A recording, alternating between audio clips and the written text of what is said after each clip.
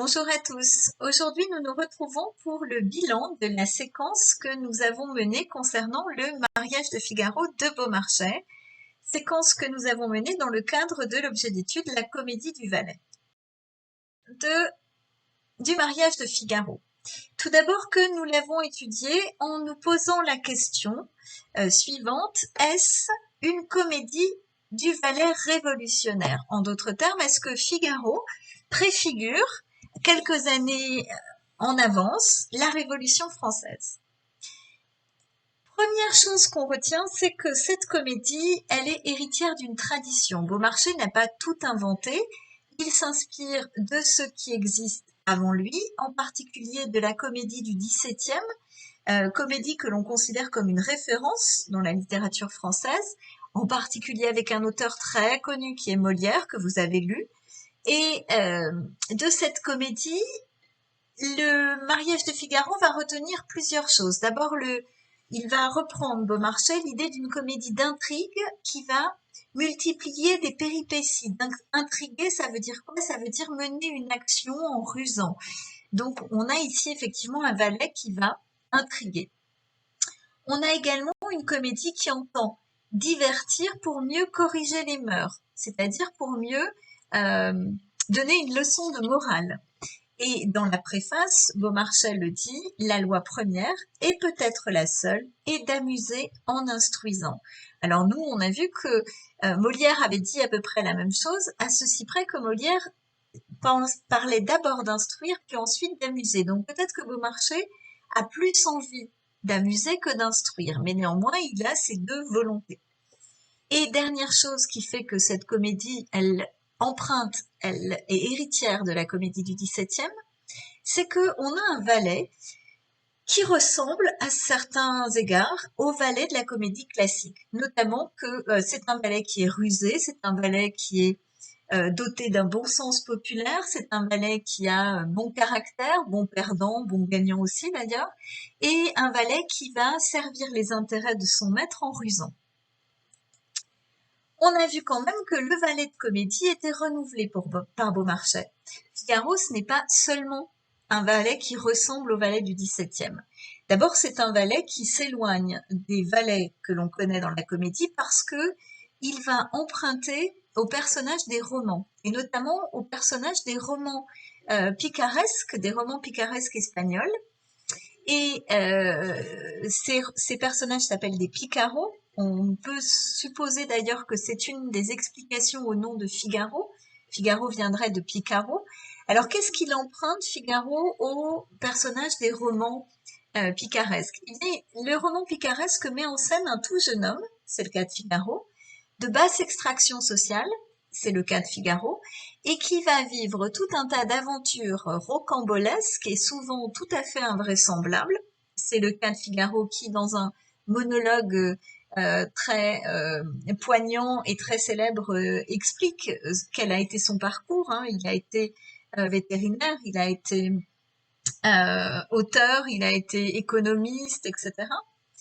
Et à l'issue du roman picaresque, le Picaro, le jeune homme, finit par devenir un jeune homme un peu plus installé, un peu plus posé, dans une vie un peu plus ordinaire. Et c'est le cas pour Figaro qui va pouvoir se marier.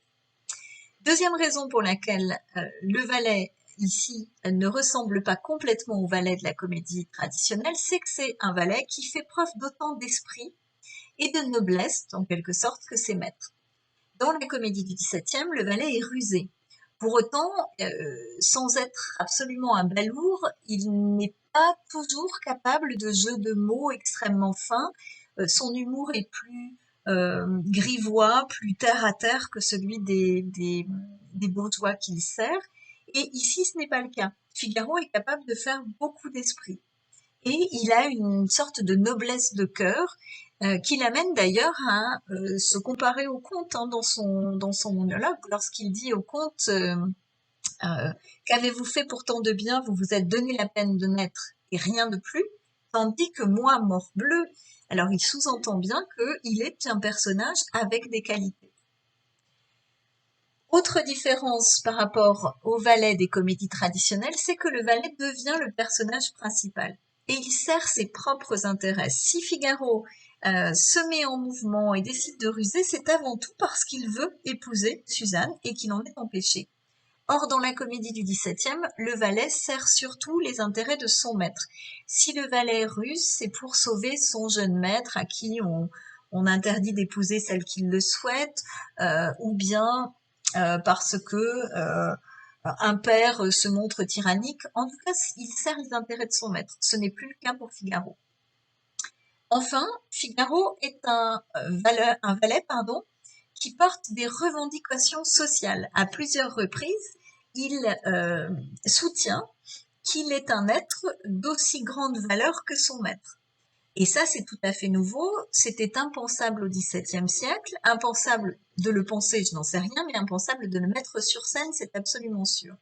Donc, ce qui veut dire qu'effectivement, d'une certaine manière, Figaro annonce la Révolution française dans la mesure où il annonce ce moment où le peuple va considérer que il est de même valeur humaine que les nobles. C'est un valet qui s'éloigne aussi de la comédie parce qu'il emprunte au tragique, c'est-à-dire au genre noble du théâtre. Il emprunte au tragique, pourquoi? Parce que d'abord il fait un monologue comme les héros tragiques dans la tragédie. Le monologue, c'est pas quelque chose qu'on fait souvent dans la comédie parce que ça ralentit le rythme de la comédie. Tout d'un coup, un personnage seul sur scène, enfin un comédien, pardon, qui incarne un personnage seul sur scène, et le rythme de la comédie s'en trouve ralenti. Donc la comédie a tendance à ne pas utiliser ce genre de scène. Par contre, la tragédie, qui met en avant les mouvements de pensée, les émotions, les sentiments. Alors, la tragédie recourt beaucoup au monologue. Et ensuite, c'est un valet qui emprunte au tragique parce que dans ce fameux monologue, Figaro explique que finalement, quoi qu'il fasse pour sortir de sa condition première, il y est ramené en permanence. Donc, il a quelque chose du héros tragique, c'est ce fameux fatum, cette destinée qui s'abat sur lui et qui l'empêche de réussir ce qu'il entreprend. Et quand dans la tragédie, le fatum est en général lié au divin, ici, le fatum, c'est un fatum social. C'est parce qu'il est un roturier, un homme de rien, qu'il ne peut pas réussir. Et enfin, dernière chose qui fait que le valet s'éloigne de ce que l'on connaissait jusqu'à présent au théâtre, c'est le fait que Figaro, à plusieurs reprises, se fait l'avatar, en quelque sorte, de son auteur. Et on avait dit une autre hypothèse pour le nom de Figaro, ce serait le fils de Caron, c'est-à-dire le fils de Pierre-Augustin Caron de Beaumarchais. Pourquoi il se fait l'avatar de l'auteur? Eh bien parce qu'en fait, Figaro va défendre tout un tas d'idées qui sont les idées de Beaumarchais. Il y a d'abord dans son monologue tous ces passages où il s'en prend à tous ceux qui vivent mieux que les auteurs de la publication des ouvrages, le libraire, etc. Il y a les moments où il s'en prend à la censure, en disant qu'il avait écrit quelque chose d'intelligent, dit Figaro, donc on le jette en prison. Ça, c'est évidemment Beaumarchais qu'on entend derrière, hein, qui sait que sa pièce va être menacée. Et puis, il se fait aussi le double de son auteur sur d'autres sujets, notamment Beaumarchais. On sait qu'à un moment donné, une de ses sœurs va être séduite par un officier espagnol qui lui promet le mariage et qui finalement va l'abandonner. Beaumarchais va aller à la rencontre de cet officier pour essayer de le contraindre à respecter sa promesse, la promesse donnée. Ce sera en vain, il n'obtiendra rien du tout. Mais on retrouve peut-être dans cette idée du mariage promis et qui n'est jamais donné, quelque chose de l'histoire de Marceline, qui devait épouser Bartholo, puis finalement Bartholo n'a plus envie. Or, sur la scène, Beaumarchais peut finalement faire ce qu'il n'a pas réussi à faire dans la vraie vie, c'est-à-dire obliger celui qui a promis le mariage à tenir sa promesse. Et encore une chose sur laquelle Figaro se fait le porte-parole de son auteur, c'est sur la condition des femmes. Tout ce que dit Marceline sur le fait que les femmes sont maltraitées, je vous renvoie au passage où elle se plaint de ce que on lui reproche sa jeunesse passée. Elle a commis des erreurs, certes. En même temps, elle estime qu'elle a été séduite puis abandonnée par un homme qui a profité de sa jeunesse, de son innocence. Et puis elle dit voilà, j'ai fait des erreurs, mais je les paie pour toute une vie. Et je n'aurais pas à les payer de la sorte si j'étais un homme. Et cette idée, qui est proprement moderne pour l'époque, hein, c'est une idée de Beaumarchais. Donc voilà ce qui fait que le ballet de comédie renouvelle euh, la comédie et s'éloigne de la comédie du XVIIe. On a posé la question dans la dernière séance de la comédie qui instruit. Puisque la comédie a pour but, dit Beaumarchais dans sa préface, de faire rire et d'instruire, alors on attend de savoir en quoi elle nous instruit. Alors effectivement, la fin marque bien un retour à l'ordre, comme pour la comédie classique, on a un retour à l'ordre et la situation qui posait problème est résolue. Figaro va pouvoir épouser Suzanne et le comte va abandonner ses projets concernant la servante. Pourtant, la morale de la pièce est très discutable parce que le comte n'est pas puni. Chez Molière, le père perd son argent, par exemple, dans l'avare.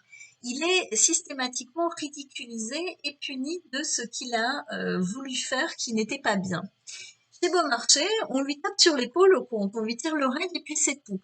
Et on lui interdit, en fait, de se comporter en tyran. Pour autant, il n'est pas du tout puni. Donc, ce que l'on peut en déduire, c'est que ce que fait Beaumarchais, c'est pas vraiment une comédie qui remet en cause l'ordre social, c'est simplement une comédie qui demande à ce que les abus soient dénoncés et punis. On n'abuse pas de son pouvoir. Pour autant, la question du pouvoir ne lui pose aucun problème. Figaro est content d'être un valet. Il est content de servir son maître. Et enfin, dernière chose que l'on peut se dire quand on étudie la question de la morale de cette pièce, c'est que on voit que finalement le comte qui trompe la comtesse, il n'en est jamais puni ni inquiété. Que la comtesse elle-même semble finir la pièce avec des pensées un peu énamourées pour Chérubin. Donc que retenir de tout cela? Mais finalement cette comédie, elle punit pas du tout le désir. Au contraire. Au contraire, la morale de la pièce, ça semble être que chacun cherche donc son plaisir là où bon lui semble, à partir du moment où il ne se comporte pas en tyran et ne contraint pas les autres. Dernière chose, on a une comédie, quand on parle de valet révolutionnaire, on a dit, hein, il a des idées révolutionnaires, Figaro, mais néanmoins, c'est pas un vrai révolutionnaire dans la mesure où c'est quand même un homme qui sert un grand et qui est content de le faire. Par contre, si le valet est révolutionnaire, c'est pas au sens social du terme, c'est au sens théâtral. Et au niveau théâtral, la pièce de Beaumarchais, c'est une véritable révolution sur la scène du théâtre français. D'abord, c'est une comédie qui va emprunter à d'autres genres, ce qui ne se fait pas encore à l'époque. En tout cas, on en est aux prémices, on débute seulement, puisqu'elle emprunte à la tragédie, on l'a dit, pour Figaro, et puis on pourrait rajouter qu'il y a la question de l'inceste aussi. Elle emprunte également au roman, et en particulier au roman picaresque. Une comédie qui va enfreindre aussi très discrètement les règles classiques. Alors oui, elle dure 24 heures, bien sûr qu'elle dure 24 heures, puisque c'est la folle journée. Mais l'unité de lieu est pas vraiment respectée, sauf à considérer que le château plus les environs, les jardins du château forment un seul lieu. Mais là, c'est un petit peu tiré par les cheveux comme façon de le concevoir. Quand on dit une seule action, oui, il y a une action, mais en réalité, il y en a plus qu'une. L'histoire de Figaro et de Suzanne, d'accord, mais il y a aussi Marceline et Bartholo, il y a aussi l'histoire de Chérubin et de la comtesse. Donc on voit qu'en réalité, il n'y a pas vraiment une seule action. Il y a une action principale et d'autres actions qui se greffent dessus. Et puis ensuite, il y a quand même aussi le fait qu'on trouve des nobles dans une comédie. Et enfin, dernière idée qui nous permet de dire que cette pièce est révolutionnaire, c'est qu'en fait, euh, elle ne met pas en scène des personnages dotés d'esprit, intelligents, drôles, etc. Et d'autres, tous les personnages sont également capables d'esprit. Y compris, cela va jusqu'à Antonio, le jardinier, qui pourtant est un personnage assez ridicule, et qui pourtant va faire des bons mots extrêmement drôles quand il dit à la comtesse Boire sans soif et faire l'amour en tout temps, voilà madame ce qui nous distingue des autres bêtes. Vous pardonnerez la citation si elle est incorrecte, je la fais de mémoire. Quand il fait cela, il montre qu'il est capable de faire des maximes, d'être plein de bons mots. Donc finalement, ce que fait Beaumarchais ici, ce n'est pas tellement de construire des personnages qui aient l'air vraisemblables, mais c'est avant tout de construire des personnages qui tous vont montrer à quel point il est un auteur génial et capable de faire des bons mots.